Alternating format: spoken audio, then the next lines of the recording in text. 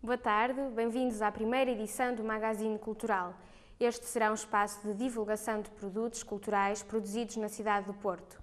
Na estreia desta rúbrica fomos conversar com Antero Braga, um dos proprietários de um dos mais emblemáticos símbolos culturais da cidade do Porto, Livraria Lelo e Irmão. Citando Hélder Pacheco no seu livro Porto, uma cidade para descobrir, esta é a cidade dos lugares, onde o tempo assentou raízes nas marcas da história, nas evocações dos cronistas. A cidade das ruas e travessas, largos e recantos, a cidade com nomes e referências sedimentadas nos séculos. Embora conte apenas com 100 anos, a Livraria Lelo é uma das referências culturais da cidade do Porto. Para a descobrir, visitamos o número 144 da Rua das Carmelitas e estivemos à conversa com um dos proprietários, Antero Braga.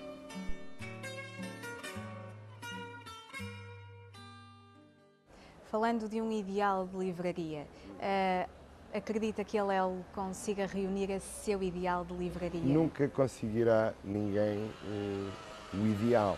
Agora que há uma busca permanente para que isso seja alcançado, isso existe.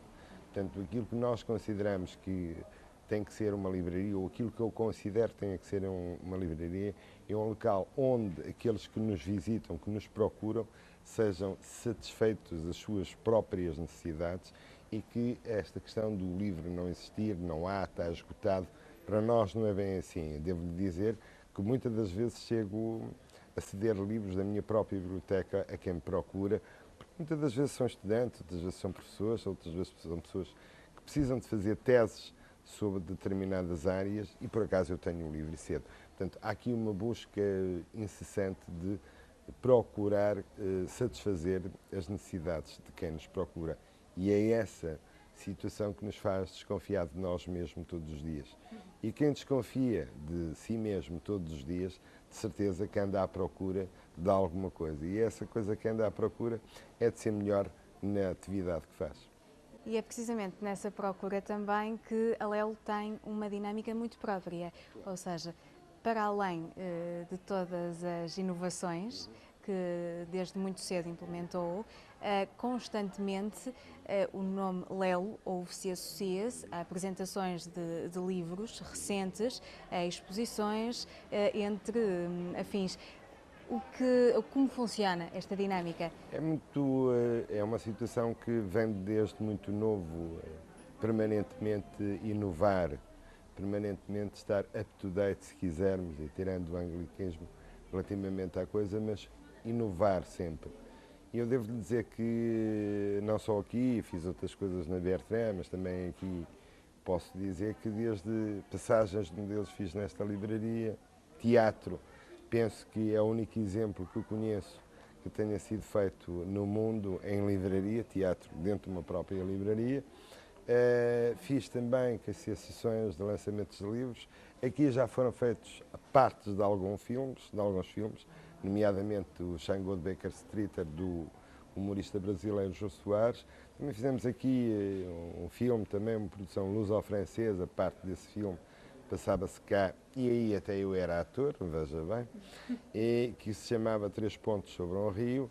Portanto, nós procuramos, para além das sessões de poesia, para além das sessões de música, nós procuramos, obviamente, estar em sintonia com aquilo que achamos que é a forma com que nós devemos contribuir para que a cultura se imponha cada vez mais em Portugal. Aliás, devo-lhe dizer que a cultura, nos países que têm maior índice de desenvolvimento, a cultura também tem o maior índice de leitores. Portanto, Portugal precisa deste empenhamento anónimo, humilde, mas sem nunca deixar de percorrer o tal caminho que é importante, não só em termos pessoais, mas também em termos de Portugal. Considera-se um homem da cultura? Não me considero, tenho a certeza que sou.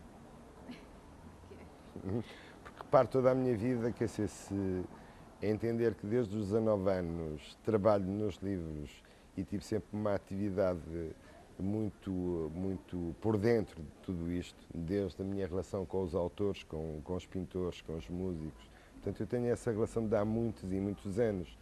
Repare, tenho 58 anos, trabalho desde os 19, portanto é uma relação muito íntima. Agora, também me poderá perguntar, mas a cultura, sim, mas a cultura, para mim, que sou um homem de cultura, e como dizia Agostinho da Silva, um bom cozido à portuguesa pode ser um ato de cultura, desde que bem feito, desde que bem feito. Portanto, daí que eu tenho procurado, com esta minha atividade toda, de facto, contribuir para que nós sejamos diferentes e os portugueses sejam diferentes. Contribuo humildemente, desconfio de mim mesmo todos os dias, procuro fazer melhor e ainda por cima faço o que gosto. Portanto, considero-me um homem de cultura porque estou a par daqueles que querem fazer cultura, que querem estar na cultura, mas cultura sem perder dinheiro. É que ao mesmo tempo eu tenho uma costela de gestor. Era a seguinte questão que lhe queria colocar, é que mesmo sendo um homem da cultura, não tenho o preconceito de assumir que, ou de afirmar que a cultura é um negócio.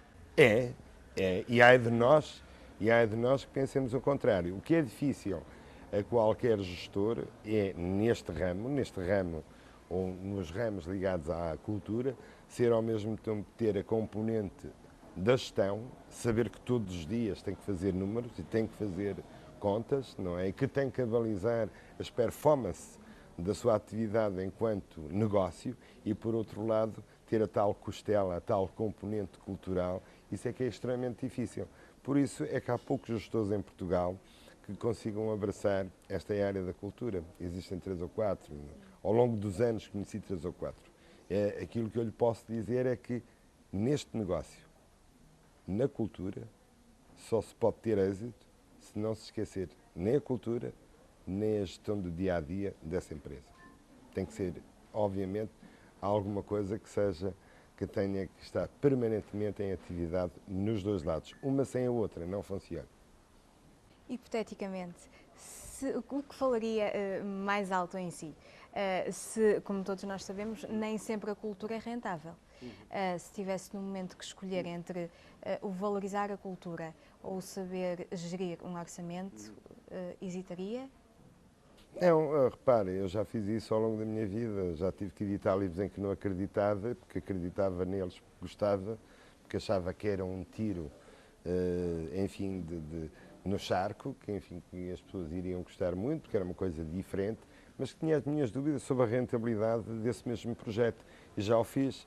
Portanto, aí cria-se normalmente, lá está a minha costela da gestão, cria-se uma almofada para se poder dar um tiro. Muitas das vezes a gente possa pensar que é um pouco no escuro, que é um pouco avant-garde, que é um pouco à frente, que não se sabe ainda bem se vai ser bem recebido. Isto, portanto, é ponderado e pensado. Aliás, devo-lhe dizer que a gestão é um ato de bom senso, não é mais nada do que isso. Muitas pessoas têm a noção de que a Lelo é elitista, que o seu público-alvo é elitista, que o próprio ambiente sugere uma seleção de pessoas. É uma ideia errada. Completamente errada. Quer dizer, aquilo que acontece, e eu posso lhe recordar isto porque foi uma verdade e foi constante, agora já não acontece tanto, mas aconteceu. Eu lembro-me que quando nós compramos a livraria em 94, não é? Em 95 abrimos e inicialmente eu poderia estar resguardado nos gabinetes e fui para a frente do balcão onde me encontro todos os dias. Portanto, está a ver. Me encontro todos os dias e sou mais um dentro daqueles que também colaboram com esta casa. E de facto aquilo que eu sentia é que muitas das pessoas me perguntavam, eu posso entrar? E eu teria que dizer, e disse muitas das vezes, pode, que eu não mordo, nem eu nem ninguém. Portanto, isto de facto, que me parece muitas das vezes, é que a própria arquitetura da empresa assustava algumas pessoas e alguns tipos de classes sociais. É evidentemente que não, e o maior gozo que eu tenho é que efetivamente isso hoje não é de facto verdade. Alguma vez recusou algum autor ou algum livro específico? Recusou comercializar, vender? Para recusar, propriamente dito, não. Posso ter recusado por não ter tido tempo de avaliar a obra, porque isso acontece. Devo dizer que quando estava na Bertrand e era administrador da mesma, chegavam à editora por dia mais de 200 a 300 originais. E eu os mandava ler, não poderia lê-los todos ao mesmo tempo eu sequer, até porque tinha uma atividade completamente diferente também. Mas mandava ler muita gente esses livros, alguns conselheiros de leitura da própria editora, e muitas das vezes o que acontecia é que foram provavelmente alguns recusados e que não foram lidos e que foi por sugestão do próprio diretor editorial. Eu pessoalmente nunca recusei nada.